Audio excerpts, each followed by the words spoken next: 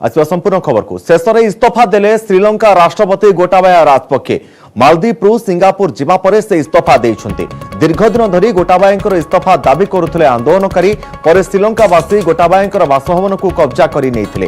परिस्थिति अणायत देखि प्रथमे गोटाबाया निखोज हो जाइथिले, एहा परे मालदीव देई सिंगापुर जाइथिले।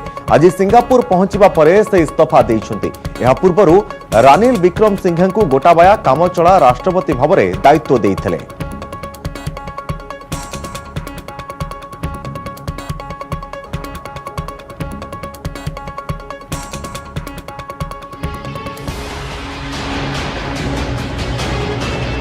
श्रीलंका रे सरकार बनाम जनता जोर धरुछि सत्ता विरोधी आंदोलन। जलुछि कोलंबो पुणी कर्फ्यू। मालदीव्रु सिंगापुर पळाइले राजपक्षे। श्रीलंका रे आर पार लढी राष्ट्रपति गोटाबाया राजपक्षेंक विरोध रे जोर धरुछि आंदोलन। राष्ट्रपति और प्रधानमंत्री बासभवन कब्जा पर पार्लियामेंट मुहां होइथिले आंदोलनकारी। मात्र पुलिस पक्षरु बैरिकेड निर्माण सह प्रदर्शनकारी को प्रतिरोध करा जायछि। सत्ता विरोधी आंदोलन 97 दिन में पहुंची बेले जिद रे अटल रहिछन्ति उत्त्यक्त जनता। बुधवार हिंसात्मक प्रदर्शन पर गुरुवार शांतिपूर्ण विरोध जारी रखिछन्ति। राष्ट्रपति और प्रधानमंत्री बासभवन समेत राजधानी कोलंबोर विभिन्न सरकारी कार्यालय को घेरी रहिछन्ति। उत्तेजना को नजर रखी संसद भवन, राष्ट्रपति सचिवालय और प्रधानमंत्री कार्यालय में सेना मुतयन करा जायछि। आंदोलनकारी माने राष्ट्रपति एवं प्रधानमंत्री बासभवन बाहर को बाहरी। पश्चिम प्रोविंस रे पुणी थरे कर्फ्यू लागू होछि। Heavy security presence, both army officers as well as police officers have been deployed. Protesters, however, have maintained that they are going to vacate all the government places that they have occupied and that they will ensure that they will listen to what the speaker had suggested and will vacate all the government premises and continue to protest peacefully at the Galle phase where they've been protesting for the last 97 days. आंदोलनकारी गोटे agenda राष्ट्रपति, प्रधानमंत्री एवं समस्त 225 जन सांसदों इस्तीफा। कामचला राष्ट्रपति रनिल विक्रमसिंघे को विरोध करिसेंति देशवासी। देशर अर्थनीति को बर्बाद करिथिबा सत्ताधारी को कोनोसी परिस्थिति रे बर्दाश्त करा दिबो नाही बोली आंदोलनकारी कहछन्ति। Gotabaya Rajapaksa has fled the country and has in place put Prime Minister Ranil Wickremesinghe in power. Ranil Wickremesinghe came into parliament not through the governments of the people. He's not a democratically elected leader, so we do not recognize his leadership either. What we want is an interim government set up in Sri Lanka so that we can take the people out of this economic turmoil that the Rajapaksas have created. Sri Lanka रे निया दळुथिबा बेले राजपक्षे को बळी पड़िछि निज सुरक्षा चिंता। से प्रथमे श्रीलंका मालदीव एवं परे मालदीव्रु सिंगापुर पलायन करिसेंति। सेपटे द्वंद्व रे बाचस्पति महिंदा आबेवर्धने देशर राजनैतिक अस्थिरता दूर करबा पई सर्वदलीय बैठक डाकी आलोचना करिसेंति। बैठक रे शामिल होइतिले तीन सेनार मुख्य। जुलाई 20 रे नुआ राष्ट्रपति निर्वाचन हेबो बोली बाचस्पति संकेत दैछन्ति। रनिल विक्रमसिंघे कामचला राष्ट्रपति पदरु न हटिले तांको बरखास्त करबाकू बाचस्पति को कहा जायछि।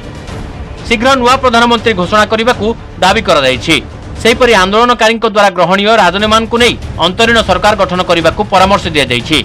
श्रीलंका रे दीर्घ 15 वर्ष धरी राज करि आसुथिले राजपक्ष परिवार। क्षमता राजनीतिर शीर्ष रे रही परिवारवाद और भ्रष्टाचार को प्रोत्साहित करुथिले, जहार परिणाम राष्ट्रपति राजपक्ष भोगुचंती बोली बीजेपी कहिछि। कांग्रेस एवं वाम दलर प्रतिक्रिया पड़ोशी देश में अस्थिरता चिंतार विषय। राजपक्षे दुर्नीति एवं एकछत्रवाद शासन देशर आर्थिक व्यवस्था को दोहराई देथिबा बेले लोकों आक्रोश वृद्धि पाइछि। श्रीलंका रे अचलावस्था जारी रही। आर्थिक संकट सांगकू राजनैतिक अस्थिरता विस्फोरक रूप धारण करिछि। सुनार श्रीलंका को चुना करी राष्ट्रपति राजपक्षे चंपट मारिथिबा बेले देशर भविष्य को नहीं सृष्टि होइछि प्रश्नवाची।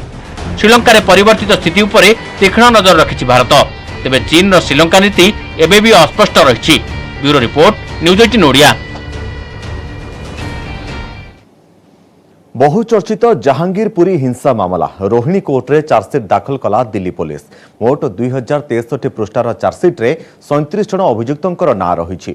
अभियुक्तों विरोध में हत्या, दंगा, आक्रमण, साधारण कार्य बाधा सृष्टि करने भली संगीन अभियोग रही। जहांगीरपुरी हिंसा मामला रे यह हेउछि दिल्ली पुलिस प्रथम चार्जसीट। संपृक्त अभियुक्तों धरिबा पई पुलिस मोबाइल एवं सीसीटीवी फुटेज सहित फेस रेकग्नाइजेशन सिस्टम व्यवहार करिछि। एप्रिल 16 तारिख में दिल्लीर जहांगीरपुरी अंचल में हनुमान जयंती अवसर में एक शोभायात्रा करा जायथिला। एही समय पथर फिंगा को नहीं दुई गोष्ठी मध्य मुहांमुही परिस्थिति सृष्टि होइथिला। एपरिकी एही हिंसारे मध्य परिणत हो जायथिला। अभियुक्त माने बेआईन पिस्तोल गुली मध्य चलाइथिले। एही हिंसारे 8 जन पुलिस अधिकारी गुरुतर भाव में आहत होइथिले।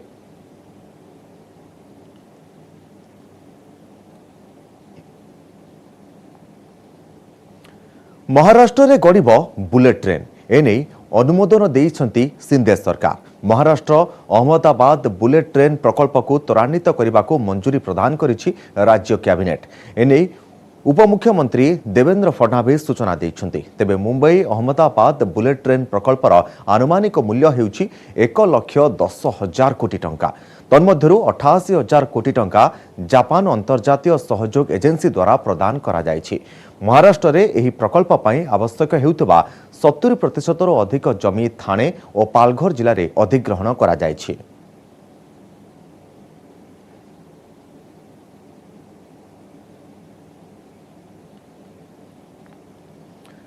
ऑल्ट न्यूज़र सह प्रतिष्ठाता मोहम्मद जुबेरकर जामिन आवेदन प्रसंग राय संरक्षित रखिले पटियाला हाउस कोर्ट। शुक्रवार दिन 2टारे कोर्ट राय सुनाइबे। तेबे गुरुवार सुनानी समय दिल्ली पुलिस जुबेरकर जामिन को विरोध करथिले।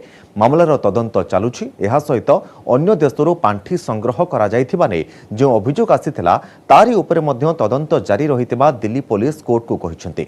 सेहिपरि दिल्ली पुलिस कहवा कथा जे जुबेरकर वकिल जो भाव में तथ्य उपस्थापन करुछंती सेमिति आदौ नुहे। जुबेर को 56 लाख टंका मिलिथिला जहा एफसीआरए रो उल्लंघन। सेथिपई विभिन्न बैंक गुडी को नोटिस दिया जिबा सहित साउदी अरब रो जने व्यक्ति सह जोगाजोग करा जायथिबा दिल्ली पुलिस कहिछि। अन्यपटे हाथरस कोर्ट मध्य जुबेर को 14 दिनिया न्यायिक हेफाजत को पठाई देइछंती। उत्तर प्रदेश पुलिस द्वारा पंजीकृत समस्त 6टी एफआईआर रद्द करने को सुप्रीम कोर्ट रे आवेदन करिसेंती मोहम्मद जुबेर। तांकर विवादीय ट्वीट पई उत्तर प्रदेश पुलिस द्वारा जुबेर को विरोध में 6टी एतला मध्य रुजु होइथिला। तेबे यूपीर मुजफ्फरनगर, गाजियाबाद, सीतापुर, लक्ष्मीपुर और हाथरस रे तांको विरोध में 6टी मामला रुजु करा जायथिला। आज जुबेर पुत्र रफ़ीक की यहाँ पे हाथरस कोर्ट में पेशी हुई है। यहाँ से उसके 20 वारंट गए थे। आज तिहाड़ जेल से उसको यहाँ पे लाया गया है। जो मुकदमा 237/22 यहाँ पे दर्ज हुआ था उसमें मजिस्ट्रेट ने उसको तलब किया था। आज उसका जुडिशियल कस्टडी ली है। अगली तारीख पड़ी है 27/7। 27/7 को उसका रिमांड की डेट है। आज हम लोग उसकी रिमांड पर बहस करने के लिए आए थे, लेकिन पुलिस द्वारा उसकी ना पुलिस कस्टडी रिमांड नहीं ली गई है। बाकी जो उसके खिलाफ एलिगेशन लगाए जा रहे हैं वो बेबुनियाद हैं। 15 वर्ष तलर एक मानव चालाण मामलें प्रसिद्ध गायक दलेर मेहंदी को 2 वर्ष जेल दंडादेश। बेआईन भाव में लोक मानू विदेश पठाई अभियोग में पटियाला हाउस कोर्ट दोषी साब्यस्त करिसेंती। तेबे कोर्ट राय सुनाइबा क्षणी पुलिस दलेर मेहंदी को निज हेफाजत को नहीं सारी। 2003 मसीह बलबेड़ा गाँवर बक्सी सिंह दलेर एवं तांकर भाई समरेश मेहंदी, ध्यान सिंह एवं बुलबुल मेहटा विरोध में अभियोग करथिले। सेमानक नारे 20 लाख टंका ठकई सहित बेआईन भाव में मानव चालाण करिथिबा अभियोग होइथिला। आ एहा परे पुलिस एही घटना रे छानभिन करथिला।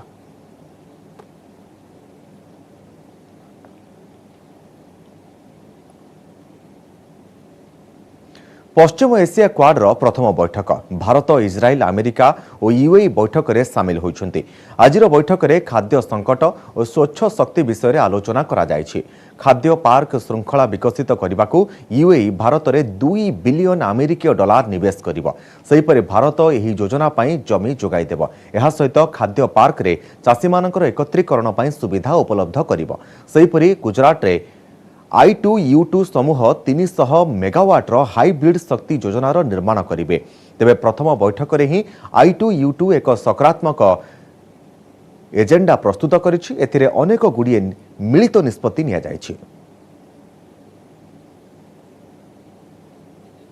I2U2 फ्रेमवर्क के तहत हम जल, ऊर्जा, परिवहन, स्पेस, स्वास्थ्य और खाद्य सुरक्षा के 6 महत्वपूर्ण क्षेत्रों में ज्वाइंट इन्वेस्टमेंट बढ़ाने के लिए सहमत हुए हैं। यह स्पष्ट है कि I2U2 का विजन और एजेंडा प्रोग्रेसिव और प्रैक्टिकल है।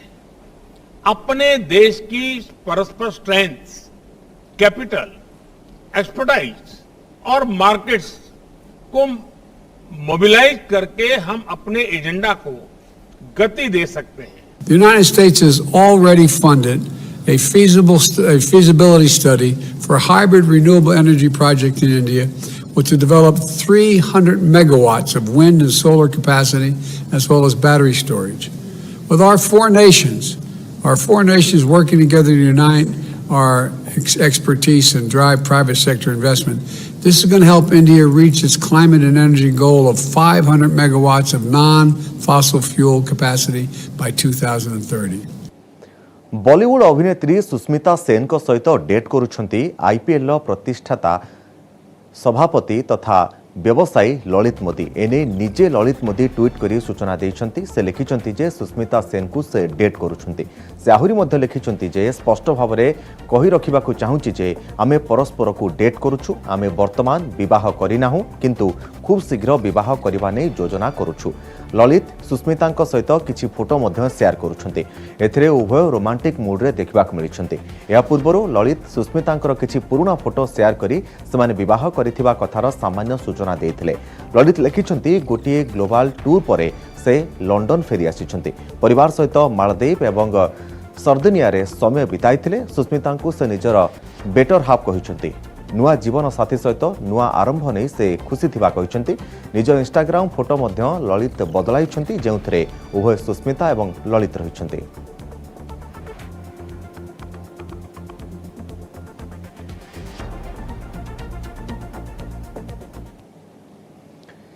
यूपीए को सख्त झटका देला झारखंड मुक्ति मोर्चा। एनडीए राष्ट्रपति प्रार्थी द्रौपदी मुर्मू को समर्थन देवाकू घोषणा करिछि जेएमएम।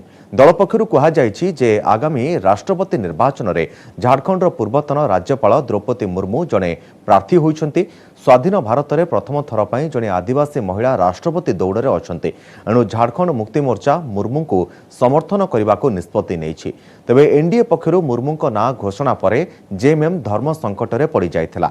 एहार कारण हेउछि विरोधी दलमानक पक्षरु एक सर्वसम्मत राष्ट्रपति प्रार्थी पाई पश्चिम मुख्यमंत्री ममता बनर्जी और तेलंगाना मुख्यमंत्री एन चंद्रशेखर राव करिथिबा उद्यम को जेएमएम मुख्य तथा झारखंड मुख्यमंत्री हेमंत सोरेन ही प्रथमे समर्थन करथिले। किंतु बीजेपी पक्षरु द्रौपदी नाम घोषणा पर जेएमएम पाई स्थिति गोलमालिया हो जाइथिला। कारण आदिवासी स्वार्थ पाई लड़ुथबा दाबी करुथबा जेएमएम जने आदिवासी राष्ट्रपति को विरोध करिबार रिस्क नेबाकू चाहू नथिला। सेबटे महाराष्ट्र गस्त करी समर्थन लोड़िछंती द्रौपदी मुर्मू। भारत में मंकीपॉक्स आक्रांत चिन्हट केरल जड़े व्यक्ति चिन्हट होइथिबा सूचना मिली। राज्य स्वास्थ्य मंत्री बीणा जॉर्ज कहिसंति जे संयुक्त अरब एमिरेट्स रु फेरिथिबा जड़े व्यक्ति निकट में मंकीपॉक्स लक्षण देखा देइछि। तांको सैंपल टेस्ट पई पुणे पठा जाइछि। केरलर स्वास्थ्य मंत्री कहिसंति जे लक्षण थिबा व्यक्तिंकर सैंपल नै जांच जारी रहिछि। पुणे रे थिबा टेस्टिंग लैब को टेस्टिंग पई पठा जाइछि।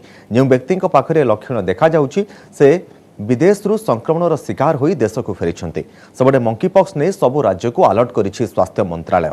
सबु हॉस्पिटल स्क्रीनिंग पई पर्याप्त व्यवस्था करिबा पई केंद्र सरकार निर्देशनामा जारी करिछंती।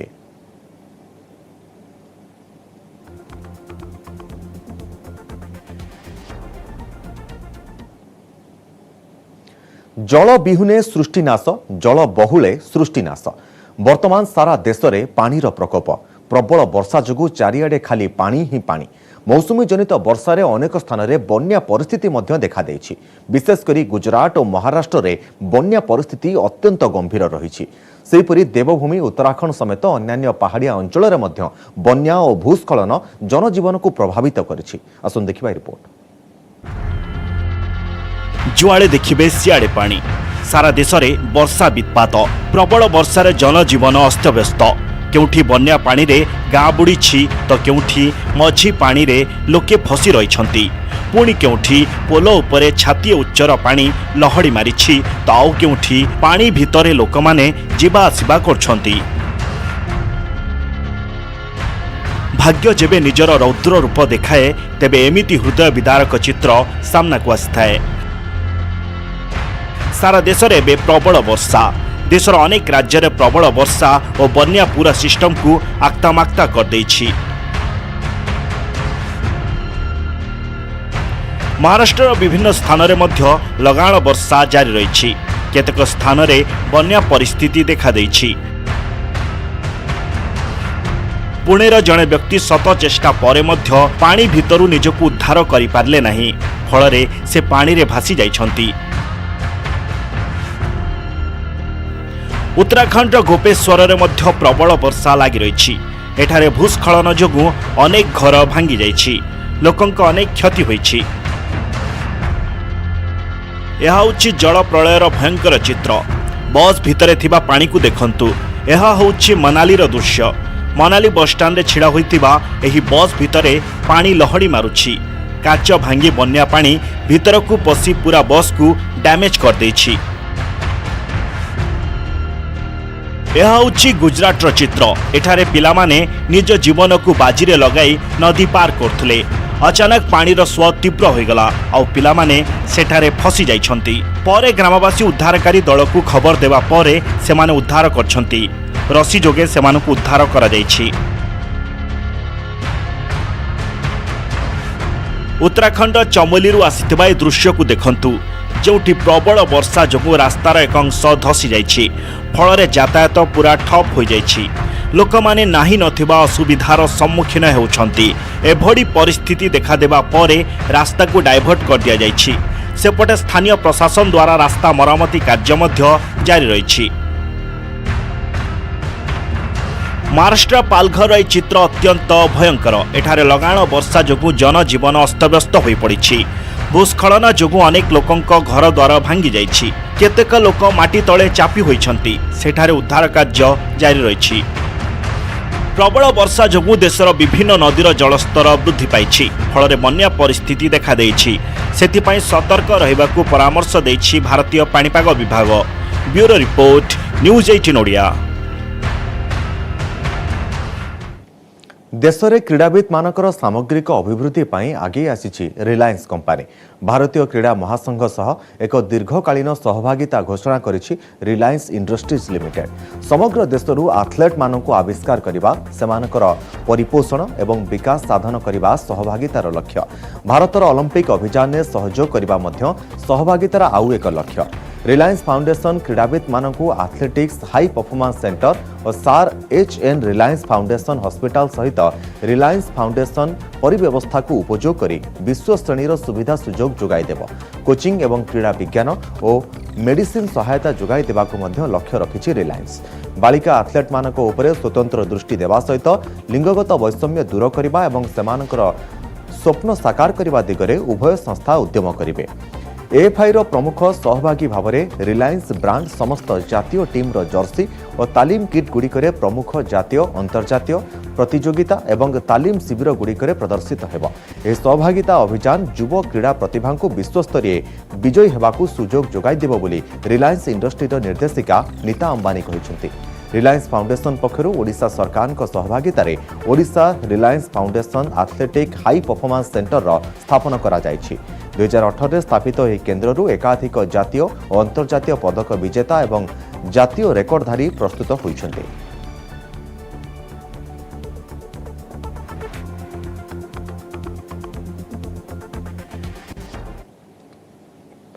पुणी चिंता बढ़ाइलाणी महामारी कोरोना। दैनिक संक्रमण पुणी थरे बढ़िबारे लागिछि। सारा देश में दैनिक संक्रमण 20,000 पार करिछि। सबटे संक्रमण को दृष्टि रखी आगुआ पदक्षेप नेइछन्ते केंद्र सरकार।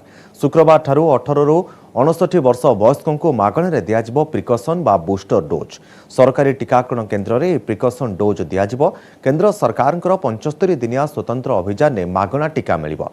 ओडिशा रे मध्य कोरोना स्थिति समीक्षा करिसन्ते मुख्यमंत्री नवीन पटनायक। पुणी थरे चिंता बढ़ाई कोरोना महामारी। देश में 20,000 पार करिछि दैनिक संक्रमण।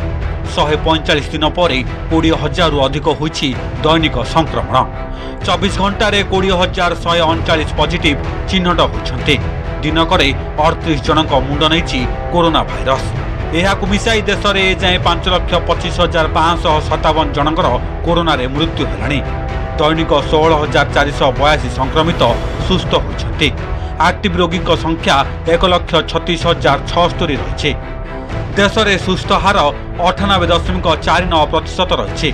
महाराष्ट्र 2,575 नुआ संक्रमित चिन्हट होता बेले 10 जनकर मृत्यु होछि। केवल मुंबई 383 संक्रमित चिन्हट होती।